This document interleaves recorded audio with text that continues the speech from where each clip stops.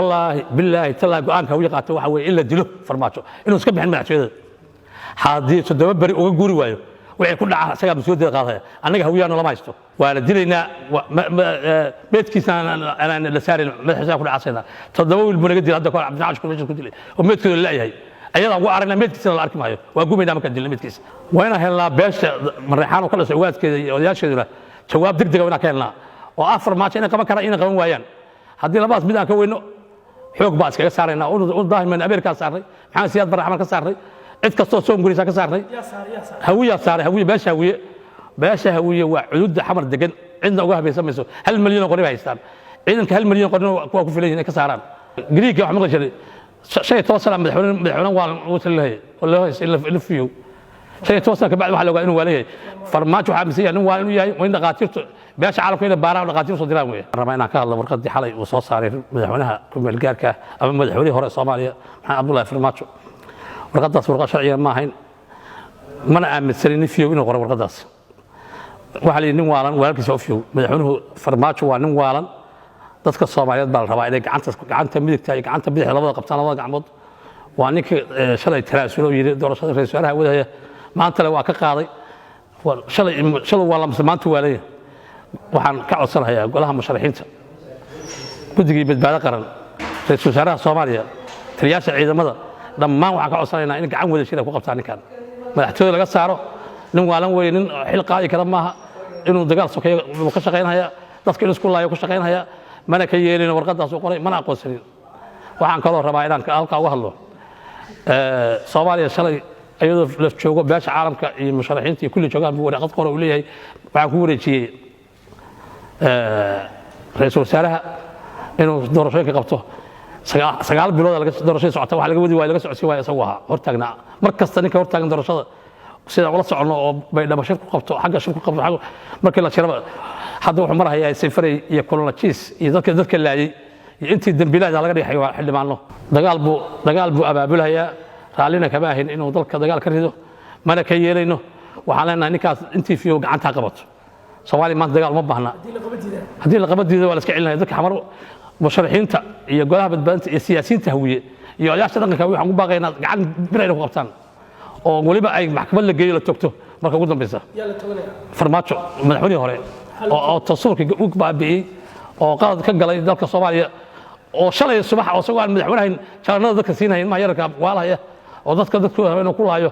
wax suurtagal ma aha sharciina ma aha madaxweynaha Soomaaliya ma aha waa nin shakhsi oo waalan ninka shakhsiga waalan waa la iska qabtaa dalka waxa maqli jiray meesha la yiraahdo Greek waxa maqli jiray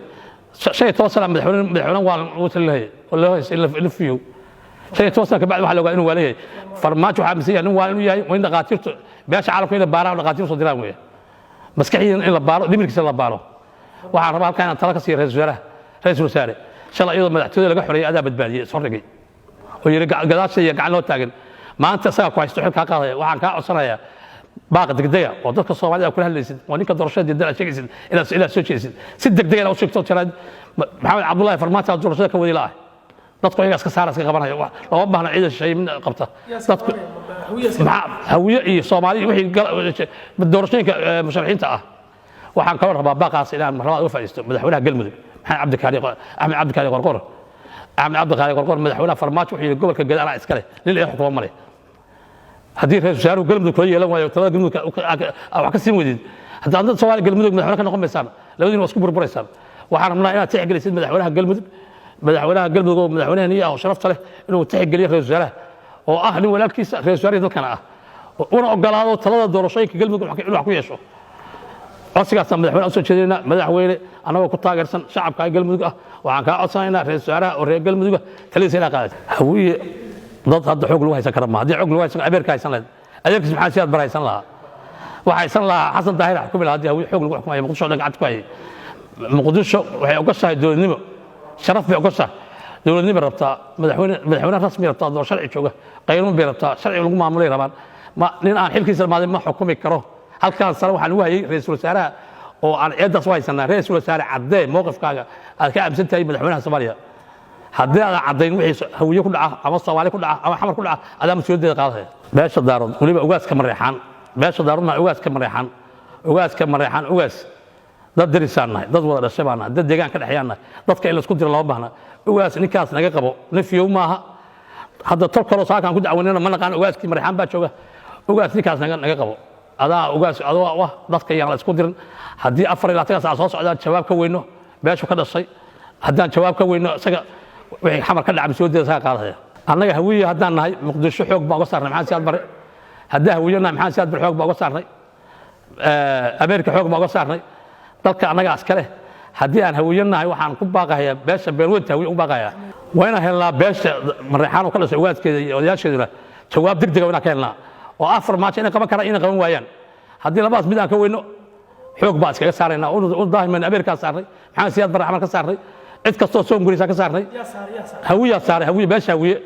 beesha hawiye waa cudud xamar degan cidna uga habaysan mayso 1 milyan oo qori haystaan ciidanka 1 milyan qorina kuwa ku filan inay ka saaraan wallaahi billaahi talaa go'aanka hawiye qaatay waxa weeye in la dilo farmaajo inuu iska bixin madaxtooyada haddii 7 bari uga guuri waayo wixii ku dhaca isaga mas'uuliyadda qaadaya annaga hawiyaano lama haysto shalaan ugu inaysan maxaa siyaad barraa naga taabateen marixaanow war ugaasow war shalaan eedii horena qabnay war maanta naga gacmaha qabta naga saaran ninkan warninkii cishada haddaa cishan weydaan wallaahi waan dhaartay nin odayo dhaartaanay wallaahi oo billaahi oo tallaahi waa la dilaynaa meedkiisna aan la saarin madaxiisa ku dhacasaynaa 7 wiil buu naga dilay hadda kor cabdinaash ku meesha ku dilay oo meedkooda la yahay ayadaa ugu aragnaa meedkiisna la arki maayo waa gumaynaa markaan dilnay meedkiisa